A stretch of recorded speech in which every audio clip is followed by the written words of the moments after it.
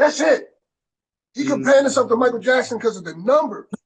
So you're going to say, a lot of people say, oh, you're number one in this generation because you put up the numbers.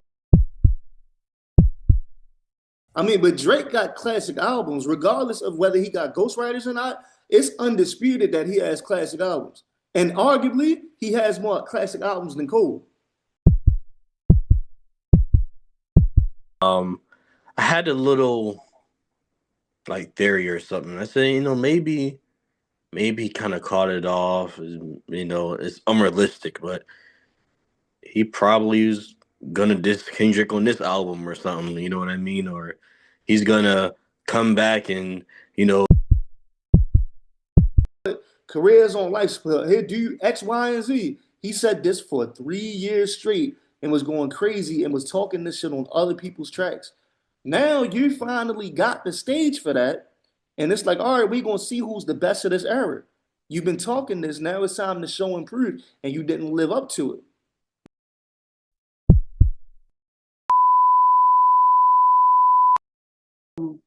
We all right on this, so we can move on to J. Cole. Fellas? Yeah, I said all I had to say. Yeah. Yep. Move on to J. Cole. Good, Bizzle? And I said, yeah, we can move on to that J. Cole because I'm really excited about that. I want to talk about that. All right, Skills, you kick it off, man. I got you, Lord. All right, bet. So basically, I got 2 questions, you know what I mean? My first question is, how does everything that's transpired within the last 2 years affect J. Cole's legacy? And can he, because from my understanding and from what it says online, this is supposed to be J. Cole's last album. You know what I mean? Now, in my experience, rappers don't really retire, so we'll see if that holds true or not. But if he really took 10 years to make this album and this is supposed to be the best album he could possibly make, then there's nothing more that he really needs to do. Arguably, there's nothing more he needs to do right now, you feel me? But I think that he's trying to make a classic album to erase the stain on his legacy that happened when he decided to jump out there and then ultimately deleted it and apologized. You feel me? Now, I don't have a problem with him bowing out of something that he felt like was above his pay grade. He just want to rap. Clearly, the beef between Kendrick Lamar and Drake was way more personal than the average rap battle. You get what I'm saying? My problem, and the problem for a lot of hardcore MCs who were watching this unfold, is that you talked an unbelievable amount of trash for 3 years. Not only did you say you were the best rapper alive, but you said you would go to hell if Jesus asked you for a feature, right? So you would go to hell for Body and Jesus, you know what I mean? If Jesus wanted to get on a song with you, if Jesus wanted that lyrical work. But when you got the chance to finally prove that it was you as the number one, as the top MC instead of Kendrick, you folded, you feel me? Like, you and Drake gave him props, basically. And I know Adam L said that eventually, you feel me, later on in that same verse, he said that he's the Muhammad Ali in the situation, you know what I mean? But I feel like it's kind of messed up that in an era where he's clearly one of the top MCs, he's probably always going to be looked at as the Chris Bosh of the situation. You know how Miami had the big 3 and they had LeBron, they had Wade and Chris Bosh. I feel like Kendrick calling him Chris Bosh is crazy. He is the Chris Bosh, yo. But they got rings, yo. You know what I mean? Joel Anthony and Udonis got rings too. It's a team effort, Lord. But that's something else. No respect. I'm just saying. Bosh was a man for Toronto, though, yo. Bosh was the truth. Bosh was the truth. You know what I mean? He sacrificed his stats for the greater good of the team. Niggas don't talk about it. Chris Bosh was that dude. But my point being is, I think it's messed up that Drake has a plethora of ghostwriters, and no matter how history looks at it, for a lot of people, it goes Kendrick, Drake, and Cole. You feel me? And I feel like Cole talked that talk, and he had the chance to solidify that in the stand-on business, and he didn't do it. So to me, you can make and give us a classic album, but we don't want to hear, at least me and other MCs who think the same, I don't want to hear you talk about how great of an MC you are. I don't want to hear you talk about how your body anybody who step in your path, because that's not what you did. You feel me? So it's like, I think that the better challenge to Cole would be to make a great album and make a classic album without talking like that, because you done took all the sting out of your battle bars. I Mm. don't believe you. You need more people. Real talk. Like, I just Let, let me ask like you, let me ask you this, Gil. Probably my train of thought. Would it be better? Would it be better if he no, yeah, that's what I want to ask you. He's making a double CD, right? yes, from my understanding, he's Correct. making a double album. Okay. Would that hinder this project or make it better? Because we understand it's very difficult to make a double CD classic. I mean, if he is who he says he is, it shouldn't be a problem. Oh, no, If he is who he I, says he is, it should not be a problem. Pac did it no, right. we talking about classic. We talking about classics, not album sales. Talking about classic. I'm not talking about album sales. Against Yeah, because yo, some people All think Eyes on Drake Me was is a on album classic. sales. Life After Death is a classic. He should be able to do it. Speak a Box of Love Below they're classics. He should be able to do it if he is who he says he is. But the thing is, as a nigga who been listening to Cole since 08, 09, I don't know if this nigga is who he says he is. I don't know if his name's Jermaine at this point. You feel me? Like, I don't know who this nigga is, because he told us he was one thing. Then when he got the chance to show and prove it, Kendrick, I'm sorry, I don't want no issues. You right. He pulled a Michael Blackson. I'm sorry, I'm just a bitch ass nigga. Like, I'm good, bro. I don't know who this nigga is, bro. So I just want him to, I want that 2014. I want the best that he can give us, bro. Pause. I want the best music that we can get from Cole, bro. But I just don't believe the battle bars. I just can't. It just don't hit the same. Dang, he's I'm, going I'm, in I'm, on them. I'm about No, to put because on he my. broke the cardinal rule of being an MC. We was taught, and correct me if I'm wrong, y'all been MCing way before me, but we was taught that if you are going to jump on that microphone, do not say anything that you are not willing to back up, because you can and will be challenged about that. This is supposed to be an Let me art ask you this. form. Let me Go ask you ahead, this. family. If he would have went on with the battle, right, and lost, would that still? Would he still be respected as? Yes, he will be way more respected than what he is right now. Will Because he at least still he be allowed fought. to? Will he still be allowed to talk his ish though? Yes, because at Still be least you allowed. fought. That's like a nigga that we never seen fight before saying he wanted with Tank. I ain't never seen you in the ring before. How I know you know how to bob and weave? How I know, you feel me? Yeah. No, I'm putting belt to ass, Quan. I'm serious, bro. Yeah, yeah. I really can't defend J. Cole in this one. I'm not gonna lie. I even know Jid was Album pissed sales. off. I know Jid was pissed off about that. It was some people saying that Jid kind of didn't want to be part of Dreamville because Jid wanted to go out on the limb when that whole beef was going on, and Jid was disappointed in J. Cole, because when J. Cole's giving the speech, he said, I know there was some people in the back that are upset with me, and people were saying Jid was one of those people that were very upset about him because he was disappointed that J. Cole stepped down from the whole beef. Um, so yeah, that's why after that, Jid was like separating himself from Cole, not entirely, but unfollowing Dreamville, not really posting too much, and trying to kind of separate himself as an artist from the whole, from the whole Dreamville thing. So And you yeah, see Cole not on Jiz's album. yeah. So say something. I'm gonna put Let's on say my. something. I'm gonna put on my for-you hat, man. I'm gonna put on my for-you hat. First person shooter, right? Yes. Follow me here. This is just a theory. I think Drake was trying to set Cole up. I really do. Cole seen the play. Yo. Cole seen the play and said, "Nigga, you trying to put me on the chopping block? I got something for you. You handle that. Since you try to put me in the front line of defense, get my head shot off first, or to weaken the opponent, then you jump in and take all the spoils. Now I got something for you. I'm gonna reverse it. Think about it. On first name of right, first person shooter. Yeah, that's right? the name of the record. Yeah. You notice that who had the better verse on that? I think it was equal.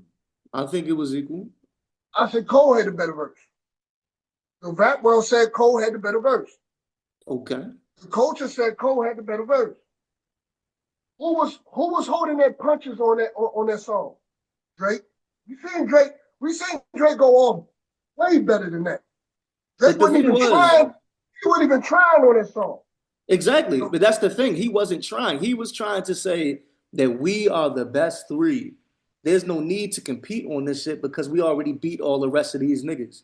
So we all on, you know how in the Olympics, you feel me? When they win and you got one person here, one person here, one person here, it's like, okay, we all won. So we don't need to kill each other or try to kill each other because we done already outlapped everybody else who was in the race.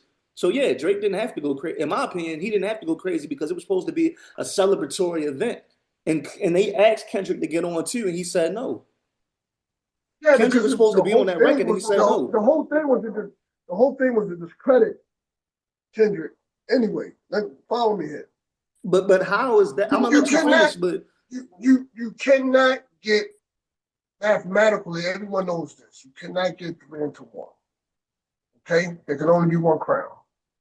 Okay, when you look at Drake's verse, he's likening himself to Michael Jackson. Drake is the only reason why Drake is in this conversation, and there's no disrespect to his lyrical ability, but it did take a big hit when we found out he had ghostwriters, right? Drake is only in this conversation because of the numbers. That's it. He comparing himself to Michael Jackson because of the numbers. So you're going to say, a lot of people say, oh, you're number one in this generation because you put up the numbers. Also, the generation says too, though. I mean, but Drake got classic albums, regardless of whether he got ghostwriters or not. It's undisputed that he has classic albums. And arguably, he has more classic albums than Cole. Drake got undisputed classics. That nigga Cole got a Bad Spade Hand, 2 and Impossible. Drake got multiple classics. I won't say multiple. I say Take Care. If you reading this is too late, nothing was the same. Hold on, you reading this is too late. That's when he had a ghostwriter. I'm saying though, but those are still classic albums. Those are still classic albums. Yeah, the generations. They are classic albums. They the ones I listen to. Yeah, but can you listen to it and go? Can you listen to those albums except for Take Care? That's my favorite one. Can you listen to those albums and then take you back in time to a time where you can remember what you were doing at that time? Yeah. Yes. Can it give you that nostalgia feel? Even Drake's first joint was a classic. Drake's first joint, with Thank Me Later. Then can we be fair? Thank Me Later is a classic. Thank Me Later is a classic too. Should we be fair and say it's a classic to the individual? That's a what you call it? That's a subjective classic. We talking about industry classic, consensus. What everyone's saying, what is deemed a classic. Illmatic is a deniable classic. It's an industry classic. It's not a selective classic. Drake has a lot of selective classics. Because you can go I'm gonna tell you why. You can say Take Care and somebody say, no, that's not a classic. I'm gonna tell you why those albums are classics. They classics because they changed. What is it when an album changes like the sound of music? That's what makes it a classic. And when a lot of people copy that sound, that's what makes it a classic album. So I would say Drake's first 3 albums are classic albums because the first 3 they don't sound alike. They're similar, but they don't sound alike. And a lot of they gave a lot of people inspiration to try to sound like him. And his major downfall really was when everybody found out that he had ghostwriters. Honestly, but he was on the road before that. But let me ask you this, Jam. Due to that theory, then we can say the Migos changed the game. Do they have any classic albums? I don't know about that. I know Future got classic albums. Future probably got more classic albums than Cole too. Future got classic albums. You may not want to put them in the same category, but Future got classic albums. But my thing is like this too, that we not mentioning. Drake got exposed for having a ghostwriter and still put Meek Mill's career on life support. Had it been another rapper, I don't know how many rappers could have bounced back from that. He almost got a Grammy for his diss response. The nigga who got exposed for having a ghostwriter almost retired the nigga who didn't. If that was J. Cole, could he have retired Meek Mill? I don't know. I don't think so. I don't know, bro. I don't know. I don't think so. J. Cole catching strays. It's funny you said that because Kendrick is a very student of the craft. He studied that. And you notice during the back and forth, he took a different route. K-Dot took a different route. You know what I'm saying? Pusha T took a different route. Whether or not that Meek Mills had this information accessible or not remains to be seen. But it backfired clearly on Meek Mills because Meek Mills to me don't have the lyrical ability to go against somebody like Drake. Simple as that. And he don't have the popularity. He don't have the backing or the fan base. So when when he crash heads with Kendrick check all these checkpoints. And somebody can say Pusha T doesn't have it.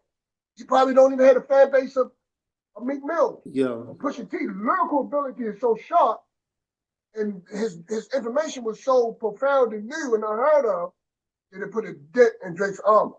Here's the thing: Meek Mill definitely can rap with Drake. If y'all know who Knowledge, the producer, is, K and X, you know Knowledge. Yeah. Okay, Yeah. He got a whole series of Meek Mill where he's remixing Meek Mill freestyles. When he remixes these freestyles, he makes Meek Mill sound like Rakim.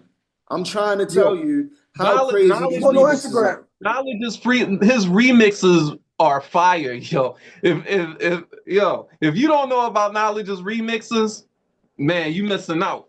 Yo, he did that for Meek Mill. He got some for Music Soul. His remixes, and he got some for D'Angelo. He got all different types of remixes. But my point being is, Meek Mill very much so was capable of rapping with Drake. But here's the thing. Drake caught him at the right time. That nigga was distracted. Meek Mill was on tour, and Meek Mill was with Nicki. You feel me? Remember, he told the nigga on Charged Up. I mean, no, it was like he told the nigga on Charged Up, he was like, I've never had a woman had me starstruck and never had a woman who was able to tell me get my bars up. You feel me? Crazy, right? Then he told the nigga on Back to Back, is that a girl's tour? Is that a world tour or your girl's tour? This ain't what she meant when she told you open up more, nigga. Yo, that is crazy. That is crazy, bro. Yo. And Meek Mill was on, he did not have the time to fully address that how he should have. But because we in this modern era, this ain't the time of ether and takeover where niggas can wait months and really cook some shit.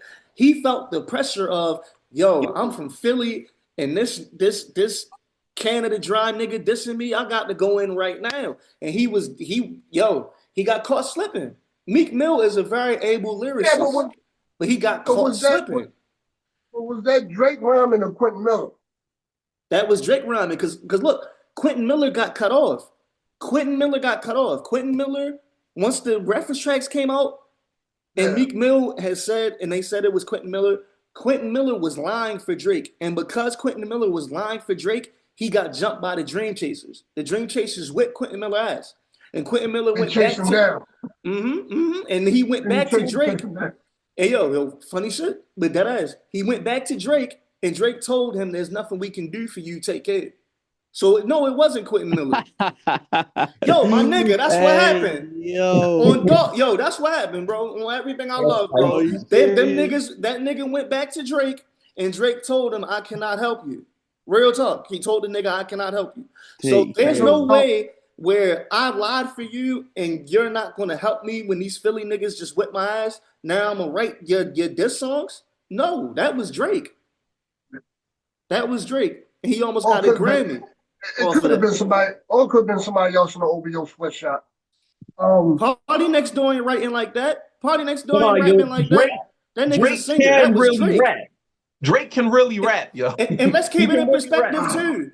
The nigga Drake used to be a backpack rapper. Before he got with Young Yeah. Money, that nigga was rapping on Dilla and Doom beats. Yeah. That nigga was one of us at one point. He was a real underground head, listening to Little Brother. Like that nigga loves listening to Cardinal Official, who to me is the best rapper from Canada. If y'all not hit the Cardinal, go check him out. But like, yo, that was Drake. The nigga who got exposed for having a ghostwriter almost retired the nigga who exposed him. That is some GOAT status type shit, in my opinion, bro. Yo, and I'm sorry, Cole, but you Bosch, nigga. But Bosch got rings, bro. Ain't you niggas acting like I said he was Mario Chalmers. I ain't call him Chalmers. I ain't say he was Eddie House. He Chris Bosch. Here's the thing. This is why I think that he's going to do well. I'm looking at the numbers, right? Real quick. Are we basing things on numbers? Are we basing things on album, how the album looks? I'm saying on how his legacy looks in comparison to his peers. That nigga is Chris Bosch. Okay, so here's the thing. Our legacy is built by numbers. Because if he's projected to go 560 million in his first week, you know what I'm saying?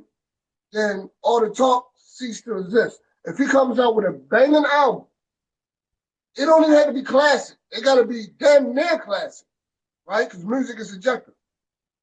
This erase what happened on stage at the Dreamville concert, at Dreamfest? You get what I'm saying? Will this erase the fact that, just make good music? I think that it would. I think that if he come with some damn near Illmatic, if he give us It Was Written, which niggas argue, some people argue that it was written is better than Illmatic. Some people argue that. I don't feel that way, but there's quite a few people that do, right? If he gives us a classic album, then we should be happy with it. My thing is, and my issue is, why are people already moving the goalposts? If he does that, then erase what he did. If we can't deal with the if, we got to deal with what has happened. Niggas are already moving the goalposts and saying it's okay for him to say, what did he say in that last joint on the disc 2, track 2? He said that he was willing to erase anybody who was willing to play with death, but that's not what you did, bro. That's not what you did, bro. You said, sorry, sir, I spoke out of turn. That's not what you did, sir. You feel me? Yep. But with Kendrick, do you think that Cole doesn't have the muscle power, the range, or the level to hide in certain places like a Drake does? Do you think that someone told him, it was rumored that Schoolboy met him backstage, was like, yo, it's about to get ugly and personal, this is beyond hip hop. You should fall back. Do you think that Cole fell back because it was going to be on some gangster-ish? Like, yo, I got to travel to LA. I got to be in certain places. It's going to be more than music. So let me fall back. So do you think that, would you give him more grace if it was on some gangster stuff? Because Cole never professed to be a gangster rapper. No, hell no. We all know the consequences of jumping into a battle or beef. Like we had talked about on the podcast maybe 2 or 3 weeks ago. You feel me?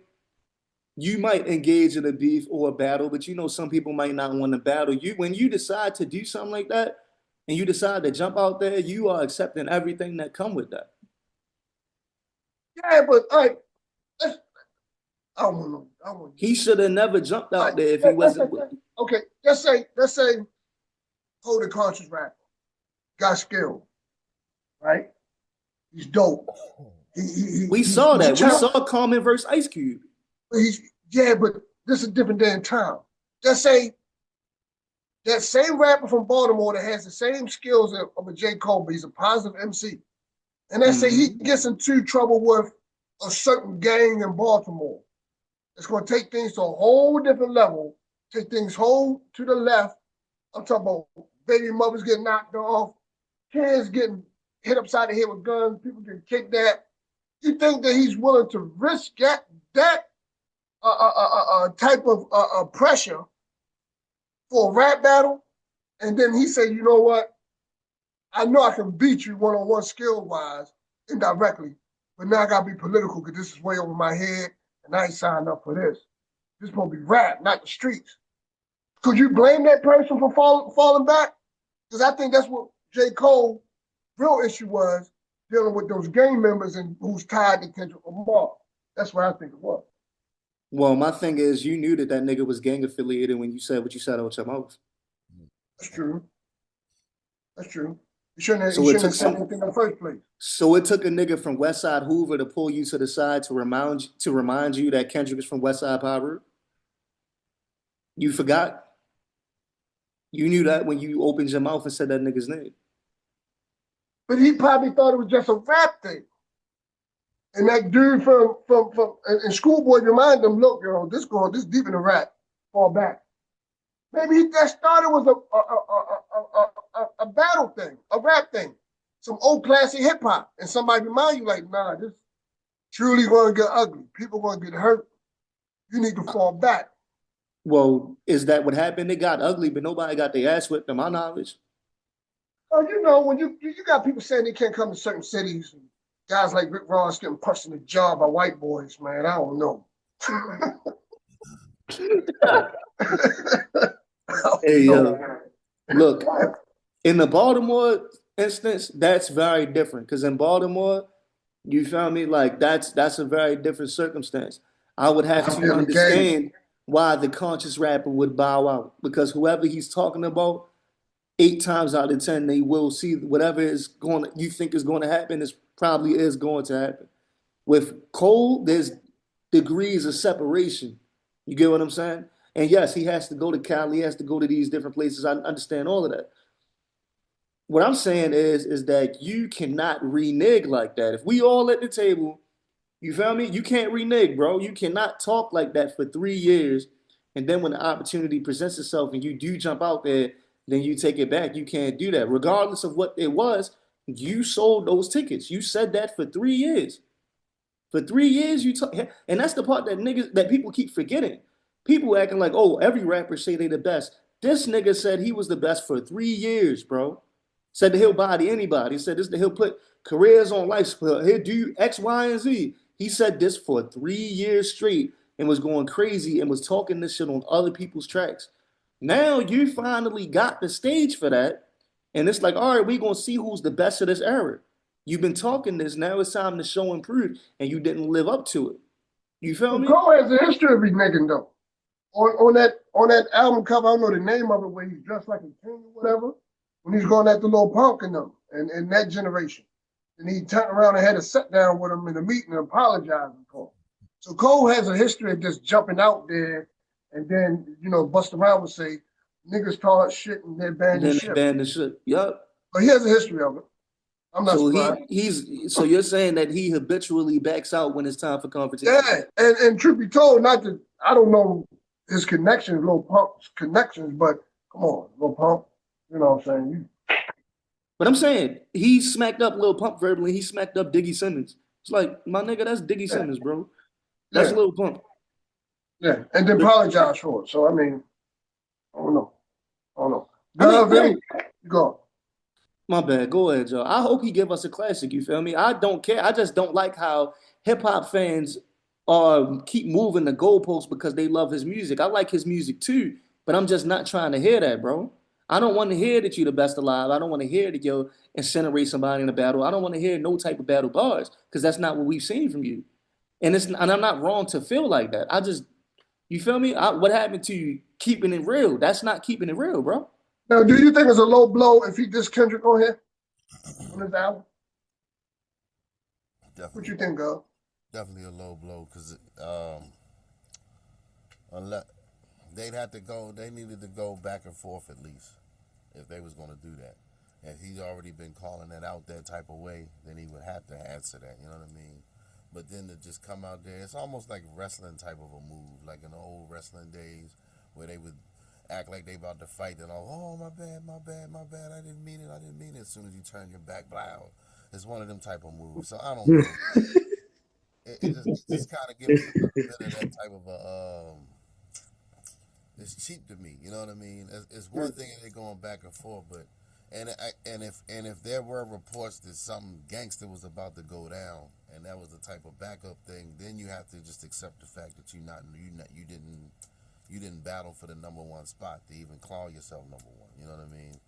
So as far as the legacy goes, as far as putting out the music and everything, that's not going to disappear. But when it comes to saying you're going to be on the battle level #1, you can't claim that if you didn't go. It's like a boxer showing up for the thing, you know what I mean? Showing up to fight, they come to the weigh-in, they do the press conference and everything like that, and then when it's time for the fight, and they're like, nah, I don't want to. They don't want to fight. You know what I mean? You can't do that. It's too late. So yeah, it's almost like Chris Webber in the NCAA tournament, the timeout joint. You know what I'm saying? They didn't want his NBA legacy, but he will always be remembered for that damn timeout. You know what I'm saying? that's right. What's up? What you think about it? Then I'm gonna go to a jam, and then we're gonna go to the finale of the day. Man, J. Cole. I just hope this album, when he comes out with it, is it's something special. Kind of what Skill said, he comes from that 2014 Forest Hills vibe. With this album, and he doesn't try to do anything else because his career is already damaged. I had a little like theory or something. I said, maybe he kind of caught it off. It's unrealistic, but he probably is gonna diss Kendrick on this album or something. You know what I mean? Or he's gonna come back and try to get that beef started up because people got him effed up. It's one of those things like, okay, people really got me effed up. They think I'm soft. I can't go back and into my bag.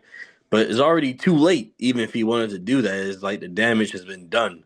So, Kendrick is kind of like the daddy of the whole house now. You know what I mean? You can't you can't do nothing in the rap game without Kendrick say so at this point. He tells you when you can release. He told you when you have to unrelease. He told you what beats you can have. Everything. So I mean,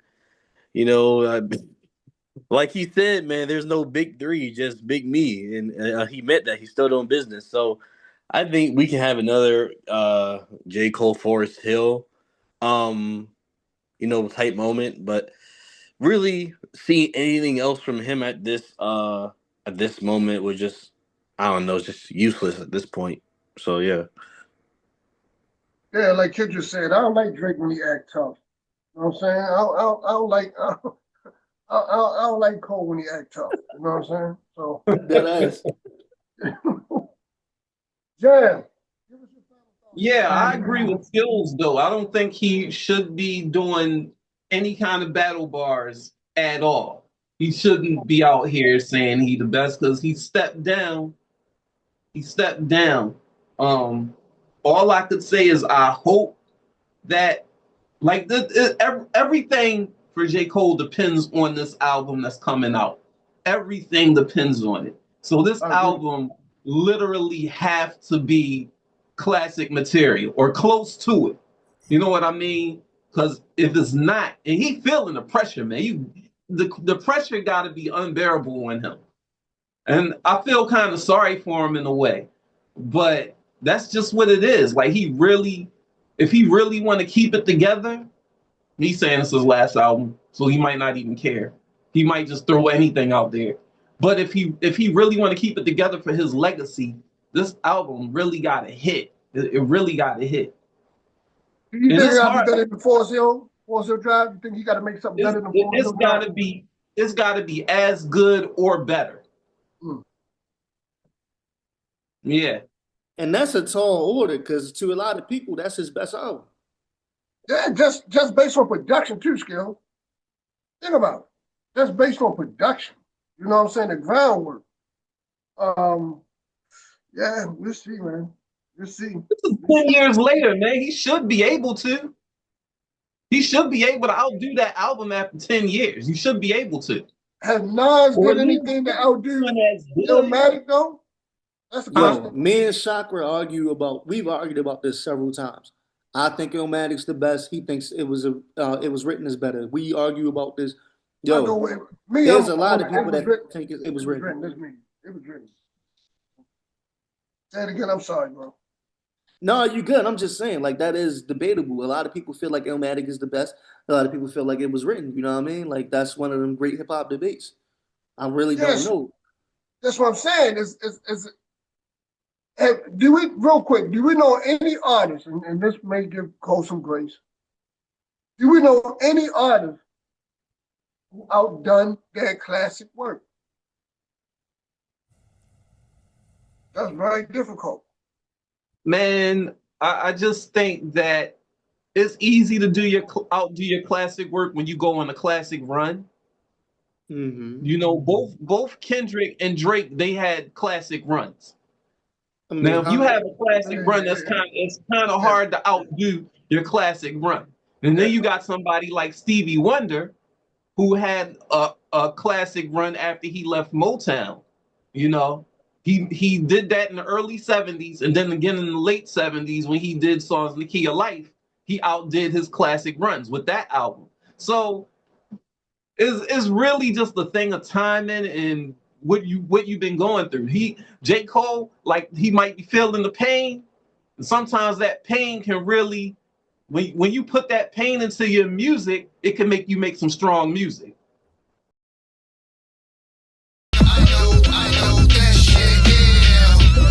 What I call it? The volcano from out of Iceland, they come to take over the rap game like the white man. Hiller than Hitler, photobomb and Yahoo, read it on missile. Watch me do it like the Pointer Sisters. Slip arsenic in your corn liquor. Two bigger L's than that Aubrey nigga. From Pappy Mays in the past, the Mays in the church was vacant. A preacher with Bobby trapped in the basement. I'm laughing, just imagine the Sleepy Beauty had herpes.